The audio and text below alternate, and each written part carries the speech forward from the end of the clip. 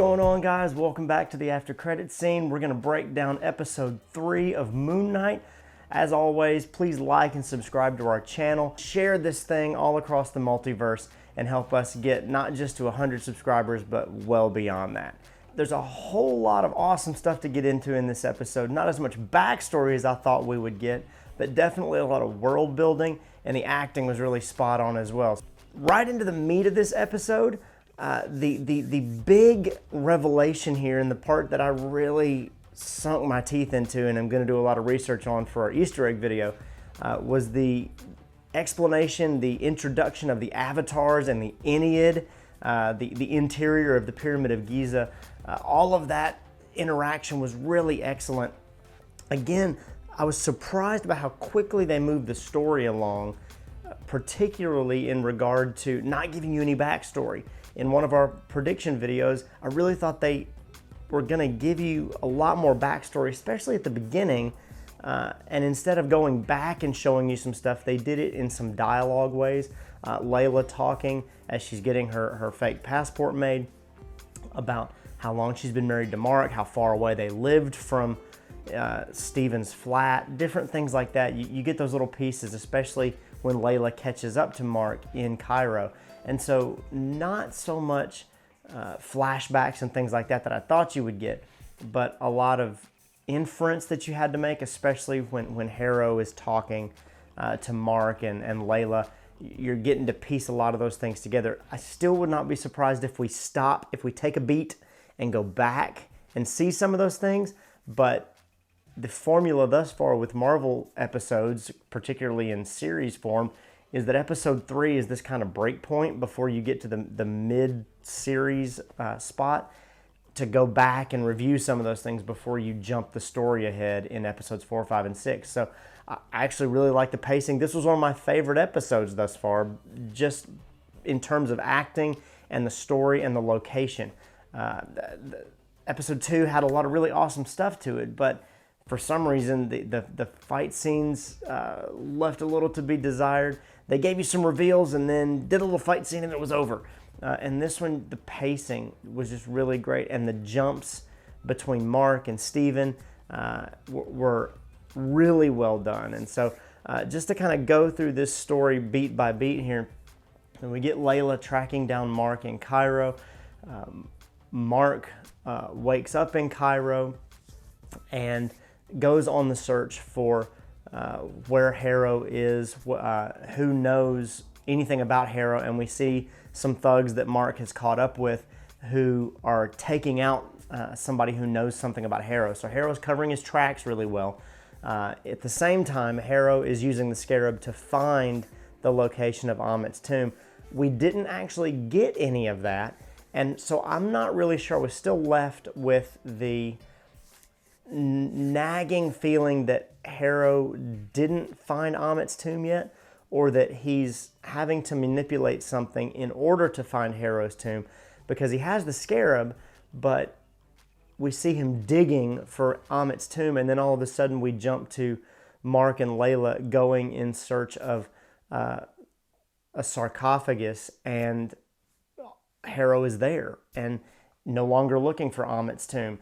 I couldn't fight that feeling that for some reason Harrow needs Mark and Khonshu and Steven to kind of find it for him, that he's manipulating the entire Ennead and all those kind of things. And so that remains to be seen. But Harrow is looking for the tomb. Steven and Mark have this moment on the rooftop where Harrow's people kill Mark's informant. They can't get any more information, and so Khonshu decides to summon the Ennead to get a council with the gods by blotting out the sun with the moon. And so he does something so extraordinary that it causes the Ennead to open a portal and summon all their avatars, which I thought was really cool. Was not expecting some of that backstory and that Egyptian mythology, and it gave me very Eternal vibes, especially when one of the avatars says, "We decided not to interfere with human affairs," that somehow they were beyond that, they were above that. And so it had a very celestial vibe to it, but kind of a mix of celestials and Eternals to it. And so remains to be seen what we'll learn about these characters, but I really liked how they did that. And again, another opportunity for Oscar Isaac to flex his acting capabilities and to kind of to act in a way that they were able to throw Khonshu's voice out of his body was really, really cool. Just done very, very well.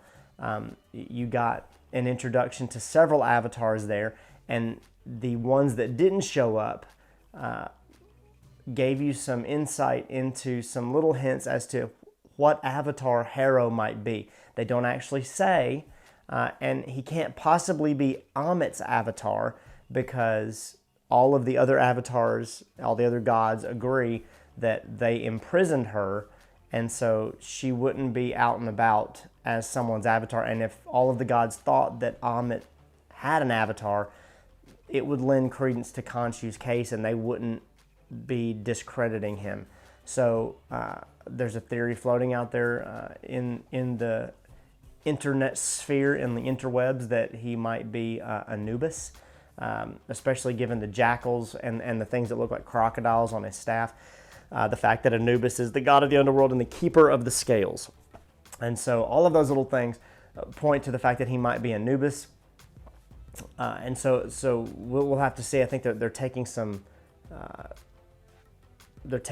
liberties there with the Ennead and who's involved in it. But I think it's just an overall idea that there's this council of Egyptian gods that are that all kind of meet together. And so you had Horus, you had Osiris, you had Tefnut, you had Isis, you had Horath, and then you had Khonshu. And so and whoever Harrow was. And so the interesting little payoffs that I found there, especially with regard to being inside the Pyramid of Giza, you'll recall the little girl who stuffs some trash in the model of the Pyramid of Giza in the beginning of episode 1, and she says, well, there's nothing inside it, and Steven says, well, you might be right, but there might be. Steven gets this moment to tell Mark, hey, we're inside the Pyramid of Giza. And I thought it was really, really cool to see how those characters work together. How Steven did not want Mark to kill people. And Steven is assuming some things about Mark there, because I don't think Mark really wants to kill people either. He's protecting himself. But I think there's something else going on there too that even Mark's not aware of. There's a blackout there. Where Steven and Mark are kind of arguing about not killing these different guys, and all of a sudden they're in a cab, and Steven doesn't, you assume it's Steven, but Steven doesn't know how that happened. Mark doesn't know how that happened. And so there's obviously another personality there. If you've read the comics or done any research, you know that there is another personality in the form of Jake Lockley. And maybe we'll see him, or maybe it's somebody else, but I think they're going to save that for a reveal to find out that there's this whole other life that has been led here that neither Mark nor Steven are privy to, and why all of these things are happening, and all these personalities are crossing over. I don't think it's just because of Khonshu. I think there's something else going on there, and you're going to get some of that reveal in the next several episodes. And so there's only 3 episodes left to be able to kind of wrap some of those things up. And as much as I think there's room for a backstory episode, I think it's anybody's guess. I think they could really move the plot forward in some really crazy ways.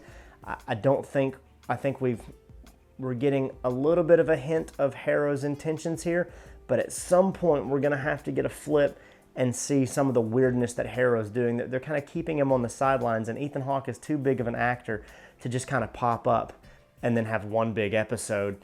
There's going to be some really big deals coming and some weirdness coming for him. I thought it might happen in this episode, that you'd get to see him really pulling out all the stops, but some of the teaser trailers that they've released, there's some shots from upcoming episodes that have yet to be seen.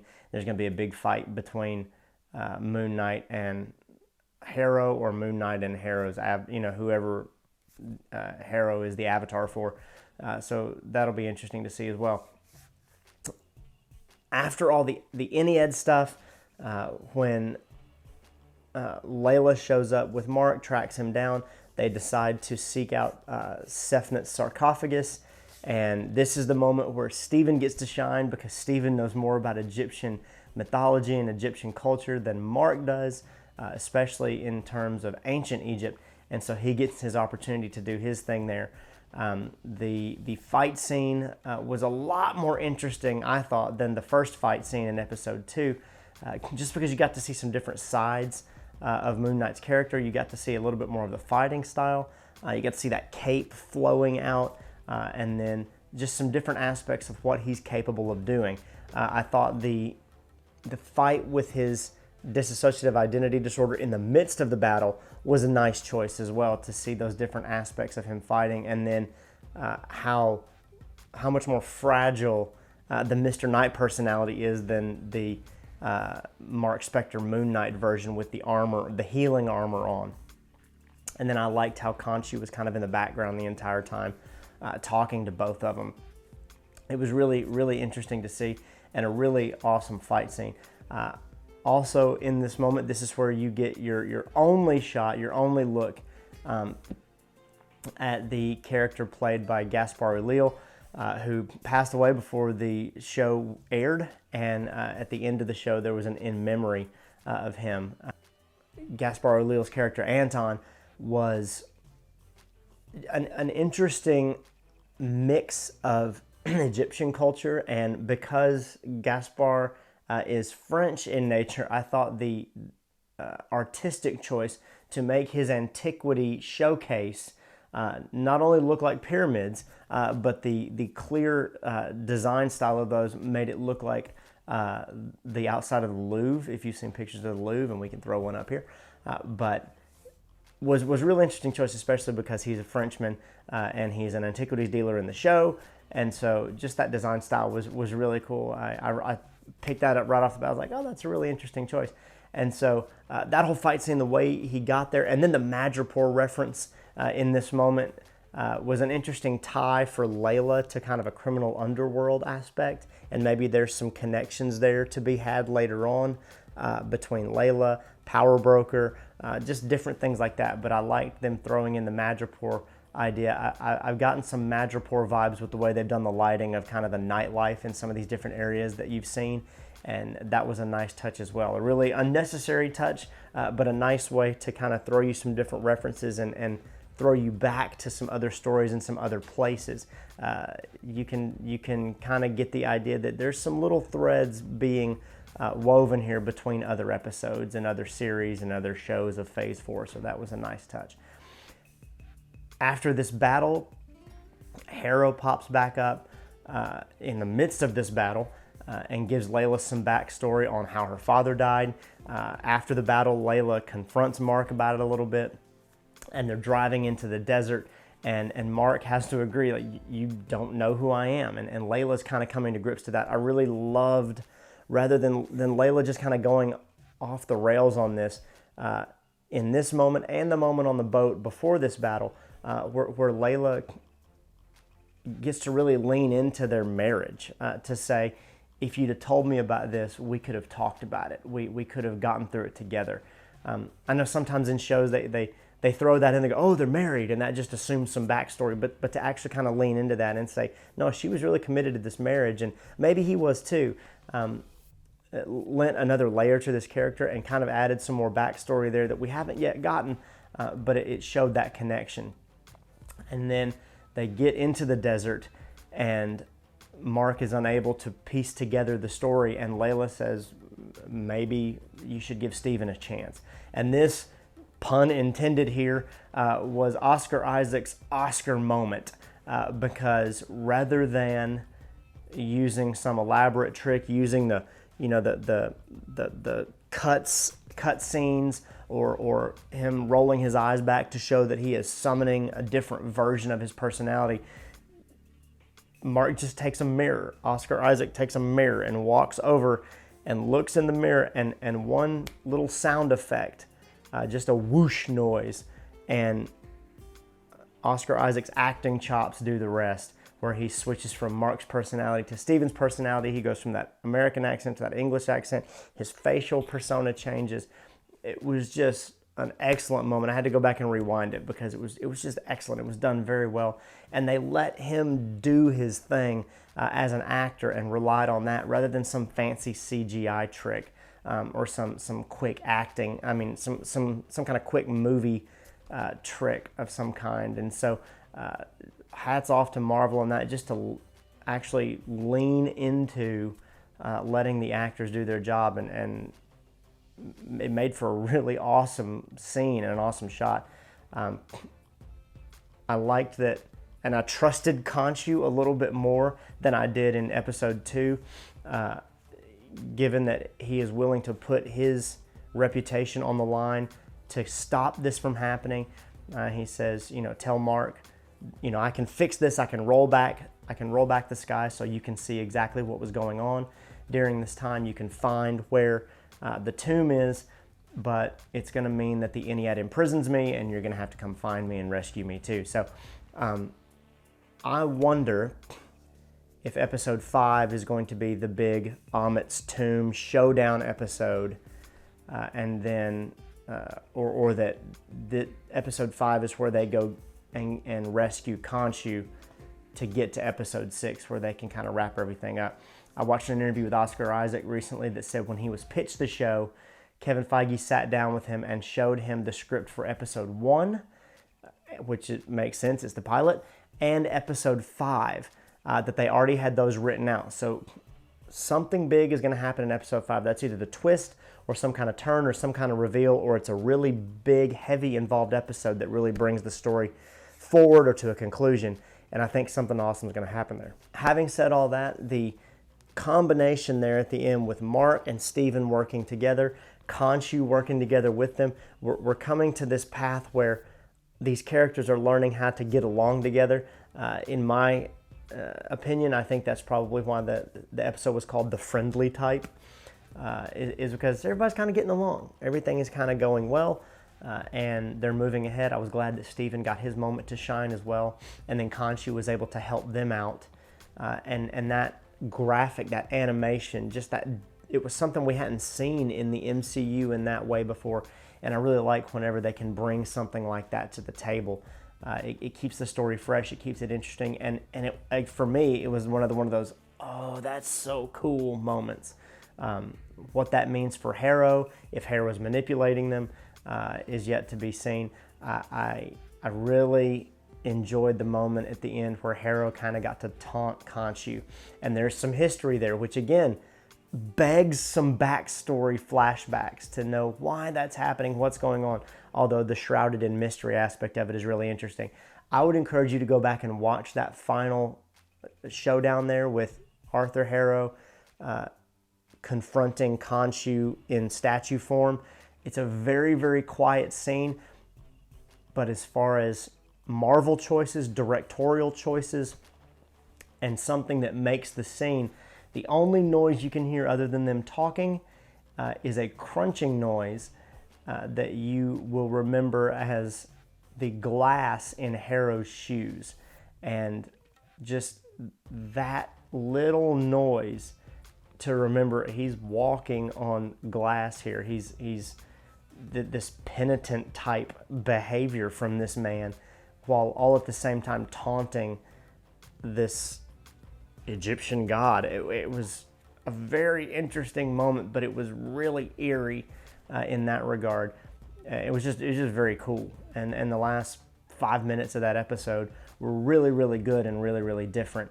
And I think they brought something to the table that was new as far as a Marvel show is concerned. So I like the whole thing. I really like this episode better than the others, which for me is saying a lot, because usually episode 3 is the one that's like, and the show kind of picks up episode 4, 5, and 6.